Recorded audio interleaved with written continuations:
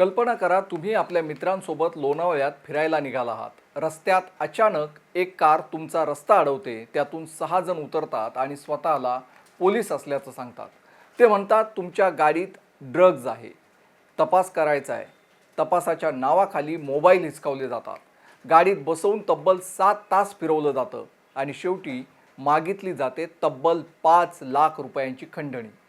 पण या संपूर्ण घटनेत एक छोटंसं स्मार्ट वॉच देवदूत ठरतं आणि उघड होतं धक्कादायक सत्य, ज्यामुळं संपूर्ण महाराष्ट्र हादरतो. ही कोणत्या सिनेमाची स्टोरी नाही आहे, ही हकीकत आहे लोणावळ्यात घडलेल्या एका घटनेची. नमस्कार, मी उन्मेष खंडाळे. आपण पाहताय माय महान. दिवस होता 6 जुलै 2026. वेळ रात्रीची 8:30 वाजताची. पुण्यातील एका विमा कंपनीत ॲनालिस्ट म्हणून काम करतात त्यांचे मित्र मोहम्मद काशान आझमी, त्यांची पत्नी आणि मेहुणे सय्यद जुबेर अहमद हे नुकतेच दुबईहून भारतात फिरण्यासाठी आले होते. संध्याकाळी 8:30च्या सुमारास हे चौघे कारमधून लोणावळ्यातील प्रसिद्ध मॅप्रो गार्डन पाहण्यासाठी निघाले. पण त्यांना कल्पनाही नव्हती की हा प्रवास त्यांच्या आयुष्यातील सर्वात भीषण अनुभव ठरणार आहे. कार कामशेत जवळ पोहोचली. तेवढ्यात पांढऱ्या रंगाची एक कार त्यांच्या गाडीसमोर येऊन उभी राहिली. त्यातून 6 जण उतरले. सर्वांनी स्वतःला पोलीस असल्याचं सांगितलं. आम्हाला तुमच्या गाडीची झडती घ्यायची आहे असं म्हणत त्यांनी गाडीची तपासणी सुरू केली. तपासादरम्यान काहीही संशयास्पद सापडलं नाही. पण त्यानंतर त्यांनी पर्यटकांना धमकवायला सुरुवात केली. तुमच्या गाडीत गांजा आहे, ड्रग्ज आहे, आता मोठा गुन्हा दाखल होईल, अशा धमक्या देऊन चौघांनाही मानसिकदृष्ट्या घाबरवण्यात आलं. तपास करताना आरोपींना कारमध्ये अंबर लिप कंपनीचं सिगारेटचं एक पाकिट सापडलं.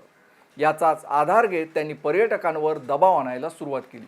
हे प्रकरण खूप गंभीर आहे, तुम्हाला जेलमध्ये जावं लागेल, पण एक मार्ग आहे, 5 लाख रुपये द्या आणि आम्ही तुम्हाला सोडतो, अशी थेट मागणी त्यांनी केली. ही मागणी म्हणजे थेट खंडणी मागणी होती. याच क्षणापासून हा प्रकार केवळ खंडणीपुरता राहिला नाही, तर तो अपहरणात बदलला. सर्वांचे मोबाईल हिसकावून घेण्यात आले. कोणाशीही संपर्क साधू दिला नाही. चौघांनाही त्यांच्या स्वतःच्या कारमध्ये बसवून आरोपी पोलीस रात्रभर वेगवेगळ्या ठिकाणी फिरवत होते. तुम्ही बरोबर ऐकलत, आरोपी पोलीस. कारण ही खंडणी मागणारे आणि अपहरण करणारे पोलीस होते.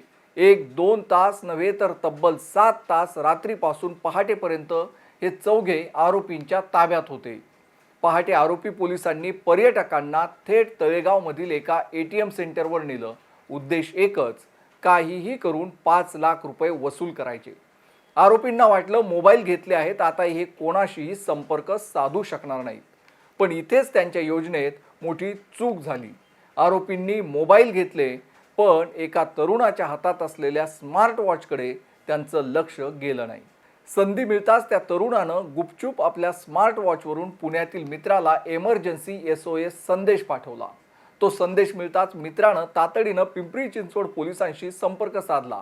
याच एका मेसेजनं संपूर्ण प्रकरणाचं चित्र बदललं. माहिती मिळताच पिंपरी चिंचवडचे पोलीस आयुक्त विनयकुमार चौबे स्वतः ॲक्शन मोडमध्ये आले. त्यांच्यासोबत 3 उपायुक्त आणि अनेक पोलिसांचं पथक तातडीनं तळेगावच्या दिशेनं रवाना झालं.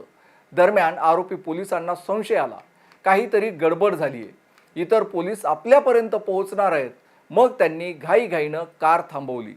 त्यातील 2 आरोपी खाली उतरले आणि स्वतःच्या कारमधून पळून गेले. मात्र पीडितांची सुटका करण्यात पोलिसांना यश आलं. सुरुवातीला पोलिसांना वाटलं ही एखाद्या सराईत गुन्हेगार टोळीची कारवाई असावी. पण तपास जसजसा पुढे गेला तसतसं सत्य आणखी धक्कादायक निघालं. हे अपहरण करणारे सामान्य गुन्हेगार नव्हते, तर पुणे ग्रामीण पोलीस दलातीलच 6 पोलीस कर्मचारी असल्याचं समोर आलं. यामुळे संपूर्ण पोलीस दलात एकच खळबळ उडाली. पीडितांच्या तक्रारीनंतर कामशेत पोलीस ठाण्यात 6 पोलिसांविरुद्ध गुन्हा दाखल करण्यात आला. या प्रकरणाची माहिती AIMचे माजी खासदार इम्तियाज जलील यांनीही सार्वजनिक केली आहे. आता या आरोपी पोलिसांवर नेमकी कोणती कारवाई होणार हे पाहणं महत्त्वाचं आहे. सध्या यांना पोलिसांनी अटक केली आहे. या घटनेनं एक गंभीर प्रश्न उपस्थित केला आहे, जे नागरिकांच्या सुरक्षेसाठी असतात. जर त्यांच्याच वर्दीचा वापर गुन्ह्यासाठी होऊ लागला तर सामान्य नागरिकांनी विश्वास ठेवायचा तरी कोणावर? आणि जर त्या तरुणाच्या हातात स्मार्ट वॉच नसतं तर कदाचित ही घटना वेगळ्याच दिशेनं गेली असती. या संपूर्ण प्रकरणाबद्दल तुमचं मत काय ते कमेंट बॉक्समध्ये नक्कीच लिहा. आणि अशाच माहितीपूर्ण बातम्यांसाठी आपलं महानगर लाईव्हला सबस्क्राईब नक्कीच करा. धन्यवाद.